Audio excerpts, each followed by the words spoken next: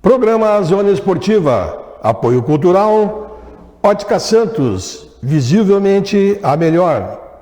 Ubra, na Ubra você encontra o curso da sua vida.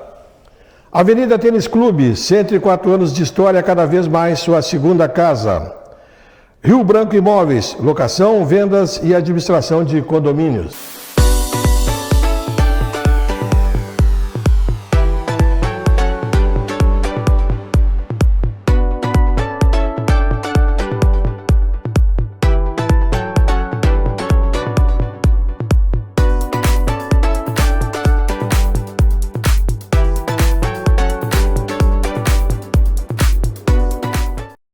Legal, estamos começando mais programa Zona Esportiva, programa que vai ao ar de segunda a sexta, ao meio-dia, na TV Santa Maria, canal 19 da NET.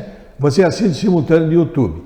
Final da tarde, nós postamos nas redes sociais e você a qualquer momento pode dar uma olhada no Facebook ou no Instagram, ver ali o convidado que esteve com a gente durante o dia, ou mesmo programas anteriores, dar uma revisada no que foi aqui posicionado, e aí você pode acompanhar nas redes sociais.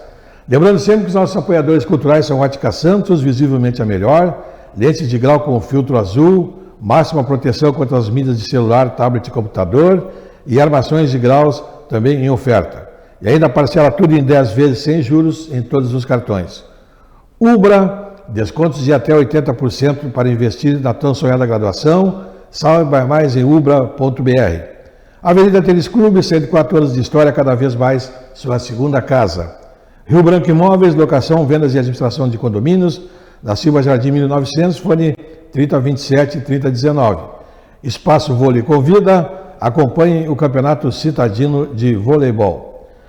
Nosso convidado de hoje, nosso companheiro, nosso colega aqui do Diário, jornalista Gilson Alves. Tudo bem, Gilson? Satisfação? Tudo bem, Tess? Tudo bom? Há dias eu quero convidar o Gilson para vir aqui, se não encaixava as agendas, finalmente conseguiu, né, Gilson? Que legal que você está aí, Gilson. Me diz Obrigado uma coisa, pelo convite. O pessoal conhece o Gilson jornalista, o Gilson cronista, mas eu gostaria agora de conversar um pouco sobre o Gilson desportista também. Né? Eu sei que tu gosta de uma bolinha do futsal, sempre futsal, tu jogou 7, jogou campo. Quais esportes tu praticou aí, Gilson? Olha, tudo vale reforçar sempre no nível amador, né? Mas participando desde criança, vamos dizer assim. E, queira ou não, para mim, contribui um pouco na hora de fazer algum comentário, na hora de participar de uma reportagem, o fato de tu ter jogado futebol, futsal a vida inteira. E desde que eu me conheço por gente, desde criança, foi uma das paixões. Parando para me dar conta, por exemplo, eu me alfabetizei anotando escalação dos times. Então, na época, eu pensava que era só uma paixão por futebol. No fim das contas, lá em cima, lá no final trazendo para hoje em dia, a gente vê que foi relacionado, no fim das contas, à prática do jornalismo, mas sempre joguei futsal, futebol de campo nas categorias de base. O Doce era muito forte na época. O Domingos era zagueiro do time que meu pai jogava no futebol amador, e aí eles tinham uma parceria, tem um guri lá, meu filho, coisa e tal. Daí eu jogava no Doce algum tempo com o Domingos. Uma época o Doce juntou com o Inter SM. Isso era sub-14, sub-15, e no futsal, sempre uma paixão. E o futsal vai até hoje, com um time de amigos, mas tem amigos, por exemplo, que eu tô com 37 já, tem amigos que a primeira vez que eu joguei tinha 9 anos. Então, são 28 anos, tem um jogador, hoje eu vou jogar bola com ele, inclusive, faz 28 anos que eu jogo bola com o mesmo amigo. Aí tem outro também que entrou na sequência. Enfim, essa prática do esporte misturado com a amizade, de alguma forma contribuiu ou muito como pessoa, e acho também, no fim das contas, no jornalismo, porque essa prática te dá algumas peculiaridades, que tu sabe como é que funciona entre aspas, um vestiário, ou a questão da parceria no futebol, no futsal. E então o futsal se eu tiver que escolher entre futsal e futebol de campo, o futsal acaba sendo mais a minha paixão pela prática que eu já tive ao longo da vida inteira e tenho até hoje de forma amadora, vale reforçar. Perfeito. O futsal, então, é a tua grande paixão hoje, né, Gilson? Tu acompanha, tu faz cobertura e pratica, né, o futsal. Tu conhece a fundo o futsal, você acompanhou essa evolução do futsal aí? Acho que vale uma questão também profissional. Quando eu criei o canal Joga no Facebook, foi com dois objetivos principais: transmitir os jogos de futsal, na época ainda era chamada Série Bronze, com a participação do União Independente da UFSM, e também os jogos da divisão de acesso, que em 2018, quando a gente começou esse projeto, era possível a transmissão. Aí no ano seguinte a Federação Gaúcha de Futebol proibiu, não pude mais fazer as lives da divisão de acesso, então acabei fixando só no futsal, porque futsal, que bom, até agora ninguém proibiu, espero que não proíbam, né? Então a gente segue fazendo as lives do futsal e do futebol de campo agora estamos proibidos, né? A federação assumiu as transmissões e aí em fase independente não temos mais essa possibilidade. Mas aí eu estou me referindo com relação ao profissional e algo mais atual, né? Mas desde criança, aquela seleção brasileira que, para quem é da minha geração, sabe de cor, com o Serginho no gol, Danilo, Fininho, Manuel Tobias e Choco. Os tênis do Manuel Tobias, do Choco, aquela geração toda. Jackson veio um pouquinho antes. Tênis também do Jackson. Aí depois teve o topper do Fininho, o Dal Ponte do Choco. Isso a gente conversa até hoje. Eu me refiro aos amigos que eu encontro uma vez por semana no nosso futsal. E a gente, inevitavelmente, ou no saudosismo, compara com o que ocorre atualmente. Não tem esse detalhe, né? Eu posso comprar o tênis do fulano, o tênis do Beltrano. O que para quem viveu o futsal na infância era, agora eu fazia o que podia, pai, isso eu digo criança ou pré-adolescente, saiu o tênis do fulano, agora outra fornecedora de material esportivo, a outra marca esportiva fechou com outro jogador e agora eu gostaria de ganhar aquele outro tênis. E assim a gente foi ao longo da vida e tem nessa memória o futsal, que para mim foi mais forte nos anos 90, nos 2000, e que não está caindo um pouco. Eu me refiro até ao futsal gaúcho no geral. A gente via antes uma dominação total do Rio Grande do Sul e agora a dúvida é se o futsal do Rio Grande do Sul caiu ou se os outros estados cresceram, que pode ser verdade também, porque Santa Catarina e Paraná estão muito bem no momento. Investiram bastante na base e conseguiram fazer bons times, né? Me diz uma coisa, você chegou a acompanhar aquelas oitavas de finais, você estava aqui do Campeonato Brasileiro, que aconteceu no Farrezão, veio equipes do Votorantim na época, Enxuta, Perdigão. Chegou a acompanhar? Daí eu acho que era muito novo. Era muito novo, não chegou a acompanhar. Esses craques todos estiveram aí naquela época, né? Jogando. Eu lembro só de alguns jogos no tempo da Job, que a gente ia assistir. Sim, já foi mais para cá. Isso, aí durante alguns anos a participação da Job, não vou lembrar se foi 97 ou 98, foi marcado um amistoso com a seleção gaúcha. E aí toda essa turma que eu falei, Manuel Tobias, Choco, Fininho, Danilo, Serginho, aí veio o Bagé também, boa parte dos atletas que eram da seleção brasileira na época também eram da seleção gaúcha. Aí teve um amistoso com a Job e dois amistosos no Corinthians, e aí eu lembro que eu fui acompanhar. Quando teve aquelas oitavas de finais aqui do Campeonato Brasileiro, foi bom porque foi interessante que houve uma troca muito grande, um intercâmbio muito grande do pessoal que trabalha na área de técnica e preparação física, porque as equipes treinavam de manhã e jogavam à noite. Então, uma treinava no ginásio da ABB, outra treinava no ginásio, se distribuíam em vários ginásios, e aí o pessoal podia ir lá acompanhar os treinamentos que eram feitos, e táticos e físicos. E aí houve, dali em diante, houve um certo crescimento maior ainda no futebol de salão nosso. Foi aí que surgiram algumas equipes que disputaram até a Série Ouro do nosso futsal. Mas depois o pessoal parou com esse intercâmbio, como você falou mesmo, o próprio Rio Grande do Sul travou, né? O pessoal acha que não tem que se atualizar muitas vezes, né? E a coisa deslancha em outros locais e aqui para. Infelizmente, foi o que aconteceu com o futsal. Mas, Gilson, aí você despertou com o jornalismo, Gilson. Sendo bem sincero, na faixa dos 19, 20, 21, tu fica, ou menos eu fiquei naquela indecisão, e agora o que eu faço, para onde eu vou? Tinha dois caminhos, ou jornalismo ou educação física. E em algum momento eu quase troquei até do jornalismo para educação física, quando eu estava no terceiro ou quarto semestre do jornalismo na Unifra, agora Centro Universitário Franciscano, mas na época Unifra, e para simplificar, não chegava no esporte, era só teoria, e o esporte não chegava nunca. E ali pelo quarto semestre, lembro que conversei com o professor Gilson Piber. Professor, lembro que eu conversei lá com o senhor, a minha intenção é fazer esporte. Claro que ao longo do jornalismo eu sei que vou acabar indo para uma ou outra editoria ou fazendo mais coisas. Só que se continuar assim, estou lhe comunicando, eu vou parar. E tinha inclusive já feito contatos para iniciar a educação física na FAMES na época. Só que ele, Gilson, aguarda mais um semestre. E eu, será que é verdade? Será que é mentira? Aguardei mais um semestre e surgiu um programa de esporte, que é o Titular na Rede, que, se não me engano, tem até hoje na Unifra. E foi, na sequência, fez até transmissões de jogos do Inter SM, na divisão de acesso, alguns jogos do Rio Grandense também. E aí começou, quando eu estava quase desistindo, entrou o caminho do esporte em meio à parte acadêmica e do jornalismo, aí não. Então fiquei até o final e não me arrependo, fiz o certo.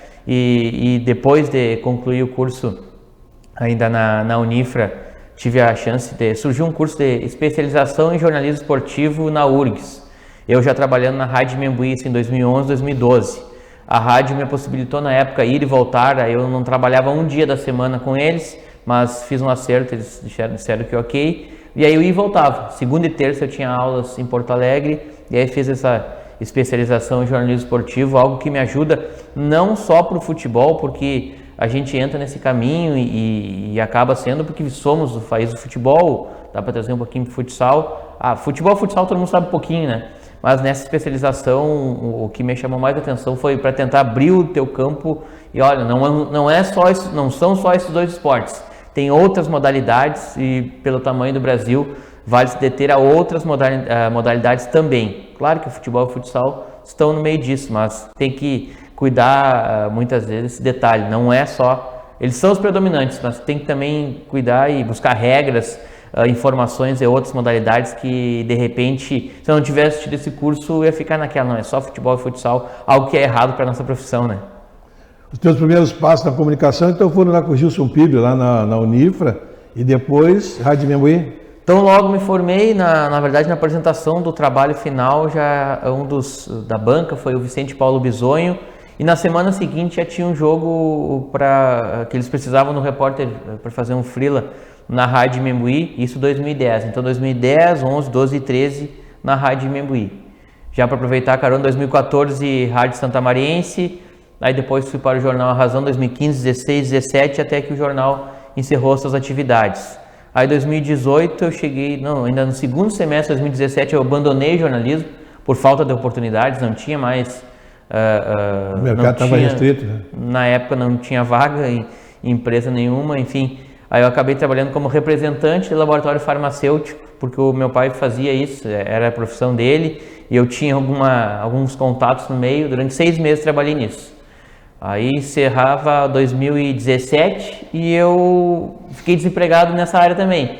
E agora, volto para o jornalismo, sigo nessa área que na parte financeira é boa, vamos dizer assim. No final não pintou oportunidade nem do lado nem do outro, eu criei uma página no Facebook que na época não era tão comum, hoje é mais comum, claro, isso início de 2018, e aí começaram a surgir as lives, e era aquela época no celular assim, tu abria o Facebook, de repente um dia não tinha live, no outro dia, olha, agora surgiu uma câmerazinha, o que será essa câmera aqui? Aí eu cliquei ali, olha, vídeo ao vivo, a gente pode fazer vídeo ao vivo, e aí começamos, conversei com um colega, e aí o canal Joga no Facebook deu início as transmissões que eu falei da divisão de acesso, jogos importantes do Inter SM, o futsal ainda era série bronze, eu comecei a transmitir também, e assim surgiram as oportunidades para hoje, onde eu trabalho também ou como principal, porque é o que me toma mais tempo, no Diário de Santa Maria, e a Rádio Medianeira, um programa aos sábados, o programa Joga Junto. E agora também na Rádio CDN, tu vai apresentar o jornalismo também, né? Não, é isso, agora às 14 e às 18, é que isso foi nessa semana agora, ainda não eu vi, tu viu, eu tinha olhado que tinha postado. A apresentação do Notícia da Hora também na Rádio CDN, às 14 e às 18 horas, de segunda a sexta. Vai se apresentar de segunda a sexta, aí fecha o teu ciclo aqui dentro. Exato. A TV Diário também já tem uma participação, né? Faz parte o horário não mudou. Em meio à participação no Diário de Santa Maria tem essas duas... É que na realidade o pessoal gira em todas as... O complexo todo, exato. Todo o complexo. Isso é bom que a empresa valorize para o pessoal da casa, né? Quando eu me refiro ao Diário, não é só o jornal, né? É o jornal, o site, a rádio e a Rádio CDN e a TV Diário. Então a gente faz um pouquinho de tudo aí na mesma... Em geral na área do esporte, mas também, por exemplo, como tu falaste, 14, 18 horas é notícia da hora, daí é jornalismo geral. Perfeito. Vamos falar um pouquinho de esporte, falar um pouquinho de Grêmio, começar pelo Grêmio. Situação do Grêmio. Olha, o Grêmio não me engana faz um tempo já. Para quem caía no discurso do Renato, de que o Grêmio estava muito bem, vou dar um exemplo que para mim é o que retrata tudo isso. O Grêmio vem jogando mal faz uns 3 anos. Só que no meio desse tempo todo, que mascarou algumas derrotas, que acabaram não sendo derrotas, ganhava com um lance esporádico, era o Everton Cebolinha. Diversos jogos, o Grêmio não jogou absolutamente nada, foi dominado pelo adversário, e aí ganhava num gol do Everton Cebolinha, ou numa jogada ou num lance que ele construiu. Isso para mim enganou muita gente. Ganhou o Grenais. Aí parecia até uma parte mais psicológica do que mérito dentro de campo. O Inter muitas vezes vinha bem, mas aí chegava no Grenal, perdia para o Grêmio e ia mascarando. O discurso, a entrevista, a coletiva do Renato enganava muita gente. Ele que montou boa parte desse elenco com Everton, com os 2 goleiros que já foram embora, Paulo Vitor e Vanderlei, mas que começaram essa crise toda. Esse discurso de que vou dar chance para a base, mas no fim das contas não dá chance para a base. Indicações como o Vitor Ferraz, tem alguns nomes que ficaram para trás ainda, alguns jogadores que vieram e a gente sabe que não deram resposta. O Luiz Fernando, que até hoje ainda joga, depois a culpa deixou de ser do Renato, aí os técnicos que chegam seguem escalando Paulo Miranda. Ele errou o nome do Grêmio na coletiva, ele fez gol contra o Grenal, ele tomou 5-0 do Flamengo, enfim, se pegar diversos jogos aí marcantes de forma negativa nos últimos tempos, o Paulo Miranda estava, e aí quando tu pensa que vai melhorar, chega o Wagner Mancini e volta a escalar o Paulo Miranda. Enfim, para mim tá tudo errado, e se escapar vai ser um milagre. Diz que tem um núcleo, né? Um núcleo que comanda tudo ali dentro, que inclusive orienta os treinadores, eles acabam entrando nessa conversa. Entre eles está o Marcelo, que é o diretor atual, é coordenador de esportes, né? O Marcelo Oliveira, né? Entre o Marcelo Oliveira, Rafinha, o Diego Souza, é o pessoal que orienta, que aconselha os treinadores que chegam. Botaram no mato o Thiago, o Filipão, que quando quis tirar eles, tiraram ele, né? Quando ele pediu para afastar o Diego Souza e o Rafinha afastaram o Filipão. E agora esse Mancini entrou na conversa. Mas eu também vejo uma coisa, assim, esses treinadores entram nesse papo aí de escalar os mais cascudos, coisa e tal, mas eu acho que o pessoal está meio perdido em muita teoria. Se não, vejamos assim, o pessoal, o jogador mais indispensável no Grêmio hoje é o Alisson, atacante. Para quê? Para marcar. Aí bota o Alisson para marcar, porque o lateral é muito bom atacante, o Wanderson. Aí ele toma um gol como nós tomamos e diz que ele vai ser jogador de seleção. Jogador de seleção tomar um gol daqueles, pelo amor de Deus, não vai na seleção nunca. É muita mistura de funções. Exatamente, isso quer dizer. Então pega ele, bota ele de atacante e o Alisson de lateral para marcar. Se o atacante vai marcar e pro defensor atacar, então bota o defensor como atacante e o marcador como marcador. Simplifica as coisas. Outra coisa, eu sempre, todos os acompanhamentos, você também faz isso aí. Se tem 2 laterais apoiadores, não tem que ter 2 volantes marcadores para cobrir a subida dos laterais, tu tem que jogar com 4 meio de campo, então. Então aí o Grêmio joga com 3 meio de campo, 3 volantes, mas que ninguém marca ninguém, e 2 atacantes que se soltam, e aí estoura na defesa. Então são coisas simples assim que o pessoal está perdido. Por que o Mancini tem que manter o mesmo sistema que tem? E isso, por que não bota aplica um novo sistema? Para mim reflete uma moda que veio no futebol, não vou saber se foi na Copa de 2010 ou 2014, que chegou o 4-2-3-1. Se tu olhar para os times do Brasil, 99% joga no 4-2-3-1, e esse 4-2-3-1 para mim tira o principal, que no final esse 1 muitas vezes fica isolado, porque o atacante acaba se preocupando mais em marcar, que aí Caio falou do Alisson, e aí eu gosto muito da dupla de ataque. Não o 2-9, mas tem que ter o 9 e o de velocidade, que caia para os 2 lados. Só que se a preocupação dele maior for marcar, não vai dar muito certo. E isso eu lembro de falar no programa do Rafael Fávero, na CDN, não sei se não falei no teu também, Tess, que é dentro dessa moda, que eu coloco entre aspas essa palavra aí, que o atacante não precisa mais fazer gol. Aí tu vai olhar, vou contratar um atacante de lado. Primeira coisa que eu vou olhar é quantos gols ele tem na temporada passada. O Inter SM fez isso. Já estou entrando no assunto do Inter SM, mas é que vale para o Alisson também. Aí, 55 jogos, 2 gols. Eu já não contrato ele. Mas ele recompõe muito bem, ele marca muito bem. Então contrata um volante. Então, é isso, contrato lateral. Ele tem que fazer gol. Por mais que não seja uma função específica Isso eu vou colocar, eu vi nos anos 90 com o Kaká do Grêmio. Quando ele montou aquele time, ele olhou isso aí. O Arce, então, o Arce faz 10 gols por ano. O Rivarol lá, de cabeça, ele vai para a área, cabeceia, faz gol, escanteio, ele tem 10 gols por ano. Enfim, ele foi 1 por 1 e no fim das contas o único que não fazia gol era o Roger. Ele deixou o Roger no time, esse vem da base, mas ele é muito bom. E de repente pode ser que ele comece a fazer gols, algo que não ocorreu. Mas o Roger era exceção. Então quando tu monta o time, pega o Inter de 2006 também, aí vale para os zagueiros, o Bolívar, o Índio, o Jorge Wagner na lateral esquerda. Dos 11, pelo menos 8 ou 9, o objetivo principal do futebol é fazer gols. Parece tão simples, mas é isso que não deixou de ser simples. Exatamente. A preocupação é com a parte tática, o fulano tem que auxiliar.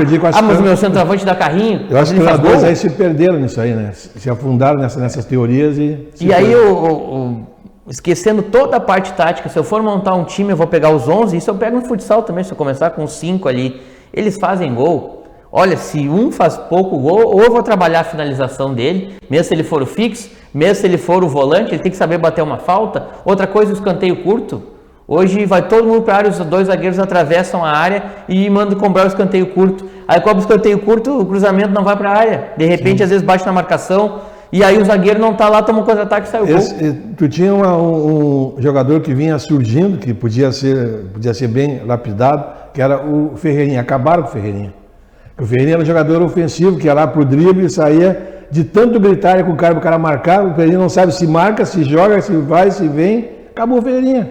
Algo que me veio à cabeça agora dentro dessa filosofia do 4-2-3-1, que vale para o Renato também. 2 atacantes, segundos atacantes, entre aspas, que existe ainda, até são menos, porque a moda é voltar para marcar, não deram certo no Grêmio por causa disso. O Marinho e o Luciano. Para mim, eles não são. Eles são companheiros de centroavante. Mas no esquema tático do Grêmio não vão jogar nunca. Eles estão afundando o Campaz, que era um jogador que fazia isso, né? Eles querem que o Campaz marque. Ele então, é um jogador que chegava na frente para fazer gol lá na Colômbia. Vão fazer a mesma coisa com o Campaz. Eu tenho uma saudade de ver o 4-2-2-2 que poucos times aplicam, hein? Claro, mas aí fica mais difícil marcar. Se organiza de outra forma. 2 meia, 2 volante, 4 defensor e 2 atacantes. É isso aí. E aí não é nem retranca, nem também time muito ofensivo. Para mim é mais fácil encontrar o equilíbrio nesse esquema 4-2-2-2. Parece simples, mas depende das peças que tu tens também, mas eu acabei de dar um exemplo de peças. Se tu tem o Marinho e tem o Luciano, tem que jogar um dos dois no centroavante. O Grêmio nunca fez esse esquema. O Marinho jogava aberto pela direita, voltando para marcar, ajudando o lateral. O Luciano a mesma coisa. E aí perderam 2 nomes, o que eles fazem bem? Gols. Aí não, se eles fazem gols não deram certo. Aí o Grêmio não deu certo, lá estão arrebentando fazendo gol. Aí o Grêmio trocou o Luciano pelo Everton, por exemplo. O Marinho pelo David Braz. Porque eles compõem mais. Bom, mas agora vamos falar um pouquinho de Inter Santa Maria. Também uma decepção, né? Uma decepção pela expectativa que foi criada, olhando para o plantel, nomes em si. A gente via que a maioria deles participaram de boas campanhas recentes, mas entra um dos problemas. Essa aí eu vou confessar que eu caí achando que não, contrataram bem, fizeram um bom plantel. Então me coloco junto nos que analisaram que o time daria certo. Mas ao longo da competição aconteceu isso. Pega e olha o scout dos gols. O próprio centroavante Cairon fez apenas 2. E os atacantes de lado não contribuíram quase nada. Marcaram muito, mas quando é que balançaram a rede?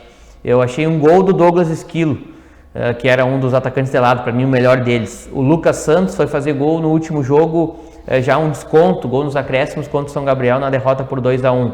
Um dos problemas foi esse. Mas aí também eu lembro de conversar com o Sananduva, e claro que sem citar nomes, já na reta final, faltando 4 ou 5 rodadas, quando a classificação estava ameaçada, ele mesmo entrou nesse assunto comigo. Eu fiz uma pergunta, aí não era indo para o ar, era uma questão de bate-papo do porquê que as coisas não estavam dando certo. E Sananduva, tu não acha que de repente o problema é esse, falta de gosto? Sim, ele concordou, aí ele não citou nomes, mas 5, 6 atacantes de lado, que a gente via que jogavam bem, tinham recomposição ou... também a gente via que tinham qualidade técnica, mas era uma questão que quando chegavam próximo à área, transferia a responsabilidade ou passava para o centroavante, ou tocava para o Chiquinho, ou não chutava gol, ou chutavam na hora errada, estava sendo uma marcação. Detalhes que para mim contribuíram na parte ofensiva. Defensivamente, o Inter pareceu muito bem organizado. E em casa empatou diversos jogos em 0-0 e quase sem correr riscos. O adversário também não atacou muito. Então o meio de campo estava bem, a zaga bem, mas faltou a efetividade no ataque. Para mim, o principal problema da campanha do Inter SM. E União Futsal? União Independente, a gente estava se organizando, falava contigo agora há pouco fora do ar. Estamos às vésperas da realização do jogo de volta da fase semifinal. União contra a BGF de Bento Gonçalves, derrota no jogo de ida na semana passada aqui no CDM, vitória do time de Bento, mas como não tem o saldo de gols no futsal, jogo da volta no próximo sábado, qualquer placar favorável à União, seja 2-1, 1-0, levaria o jogo para a prorrogação. E o canal Joga no Facebook, também parceria com o Diário, porque a gente coloca a transmissão, a live na página, no Facebook do Diário. Estaremos lá ao vivo para acompanhar, então às 8 da noite, o jogo do União contra a BGF lá em Bento Gonçalves. Jogo bastante difícil, o União contratou na reta final jogadores vindos de fora. No futsal gaúcho tem uma divisão, né, que é o campeonato da federação e as ligas, pois o União contratou 3 jogadores das ligas, porque é possível isso, são 2 campeonatos paralelos.